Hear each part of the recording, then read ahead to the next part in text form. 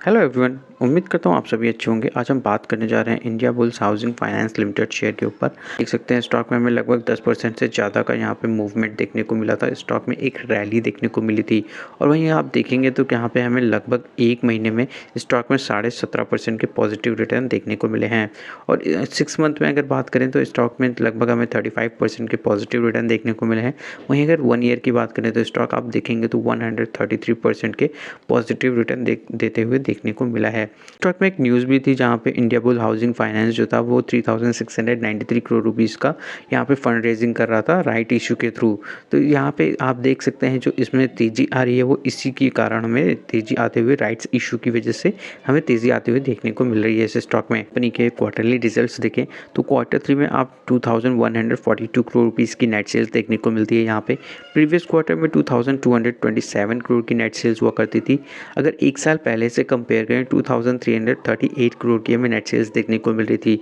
तो यहाँ से आप देखेंगे यहाँ पे हमें नेट सेल्स में ड्रॉप देखने को मिला है क्वार्टरली बेसिस पर भी और ईयरली बेसिस पर भी। तो यहाँ पे क्वार्टरली और ईयरली दोनों ही हमें यहाँ पे जो कंपनी के जो नेट सेल्स है वो ड्रॉप होती हुई देखने को मिली है।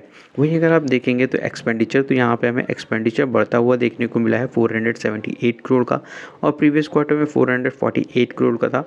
एक साल पहले देखेंगे तो 522 करोड़ का हमें यहाँ पे एक्सपेंडिचर देखने को मिल रहा था। एबिटा देखा जाए तो यहाँ पे हमें 1664 करोड़ का निकल के आता हुआ देखने को मिला। एक साल पहले 1816 करोड़ का हमें एबिटा देखने को मिलता था। वहीं प्रीवियस क्वार्टर में 1779 करोड़ का एबिटा देखने को मिलता था। तो ईयरली बेसिस पर भी यहाँ पे काफ़ी ज़्यादा ड्रॉप देखने को मिलता है और अगर क्वार्टरली बेसिस पर बात करें तो यहाँ से भी हमें एबिटा में काफ़ी ज़्यादा ड्रॉप देखने को मिलता है। अगर प्रॉफिट आफ्टर टैक्स की बात करी जाए तो यहाँ से आप देख सकते हैं 302 करोड़ का हमें प्रॉफिट आफ्टर टैक्स देखने को मिलता है। प्रीवियस क्वार्टर में 298 करोड़ के करीब था। एक साल पहले 290 करोड़ के करीब था। तो यहाँ से आप देखेंगे तो यहाँ पे हमें कंपनी का जो प्रॉफिट आफ्टर टैक्स है वो बढ़ते हुए देखने को मिला है। ईयरली बेसिस पर हमें थोड़ा सा यहाँ पे बढ़ते हुए देखने को मिला है। अगर क्वार्टरली बेसिस पर भी बात करें तो यहाँ से हमें क्वार्टरली बेसिस पर भी यहाँ पे कंपनी का जो प्रॉफिट आफ्टर टैक्स है वो हमें बढ़ता हुआ देखने को मिला है। तो यहाँ पे आप एक चीज़ देखेंगे तो यहाँ पे कंपनी का जो प्रॉफिट आफ्टर टैक्स है वो बढ़ा क्यों है, क्योंकि आप देखिए तो यहाँ पे अदर इनकम जो है यहाँ पे हमें लगभग 70 करोड़ के करीब देखने को मिल रही है। तो 70 करोड़ की यहाँ पे अदर इनकम हमें देखने को मिल रही है। अगर एक साल पहले आप देखेंगे तो 0.63 करोड़ की हमें देखने को मिलती थी अदर इनकम।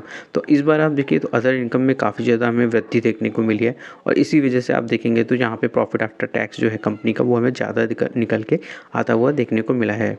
और अगर यहाँ पे शेयर होल्डिंग पैटर्न बात करी जाए तो यहाँ पे FIIs के स्टेक आप देख सकते हैं 23.41% के हमें देखने को मिलते हैं। प्रीवियस क्वार्टर से 22.36% थे, जहाँ से वहाँ से थोड़ा सा स्टेक यहाँ पे FIIs ने बढ़ाए हैं। अगर आप अब देखेंगे तो Q3 में हमें 8.53% के स्टेक यहाँ पे देखने को मिले हैं। तो यहाँ पे DIIs ने लगभग अपने यहाँ पे आधे शेयर जो हैं वो निकाल दिए हैं, बेच दिए हैं। DIIs ने जो शेयर बेचे हैं तो यहाँ से आप क्लियरली देख सकते हैं जो उसको परचेज़ किसने किया है, जहाँ पे नॉन इंस्टीट्यूशन ने परचेज़ किया है। तो फ्रेंड्स यहाँ से अगर इंडिया बुल्स हाउसिंग फाइनेंस के चार्ट की बात करी जाए तो यहाँ से आप देख सकते हैं जो स्टॉक है हमें एक ट्रायंगल पैटर्न में यहाँ पे हमें चलता हुआ देखने को मिल रहा है। तो यहाँ से आप देखें कंटिन्यू हमें यहाँ पे रेजिस्टेंस ही देखने को मिला है स्टॉक में। जब भी इस ट्रेंड लाइन को यहाँ पे के करीब आता है तो यहाँ पे देखिए रेजिस्टेंस देखने को मिलता है। यहाँ पे भी रेजिस्टेंस था, यहाँ पे भी कोशिश की थी और अभी देखिए तो यहाँ पे भी हमें लगभग यहाँ पे थोड़ा सा ब्रेकआउट देखने को मिला है। बट अगर यहाँ पे स्टॉक सस्टेन करता है तो यहाँ पे अच्छा ब्रेकआउट हमें देखने को मिल सकता है। पर अगर कुछ EMA हम यूज़ करते हैं तो यहाँ पे अगर डेली टाइम फ्रेम पे मैं कुछ EMA यूज़ करता हूँ तो ये जो येलो लाइन है ये है 50 डेज़ 55 डेज़ का एक्सपोनेंशियल और यही जो ग्रीन लाइन है ये 100 डेज़ का एक्सपोनेंशियल। तो आप यहाँ पे इसमें एक और चीज़ देखेंगे जो स्टॉक है हमें यहाँ पे इस 55 और 100 डेज़ एक्सपोनेंशियल को रिस्पेक्ट करता है।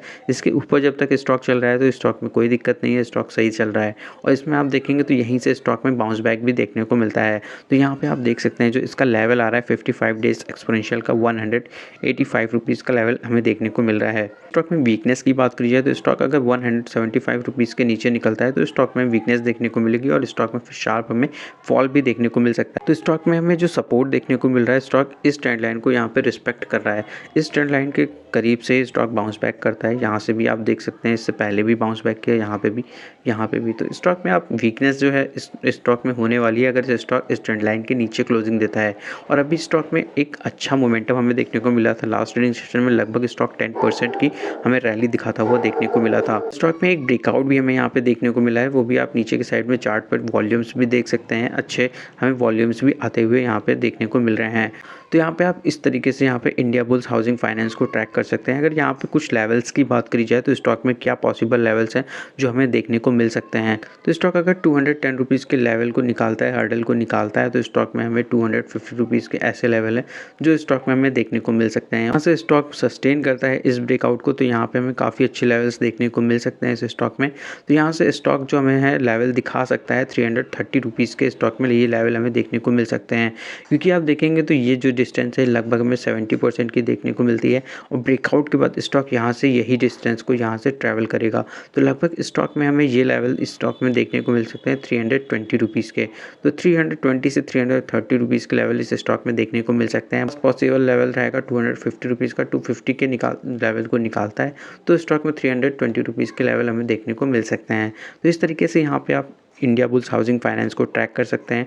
ये कोई बाइंग या सेलिंग रिकमेंडेशन नहीं है, ये मेरा जस्ट ओपिनियन है।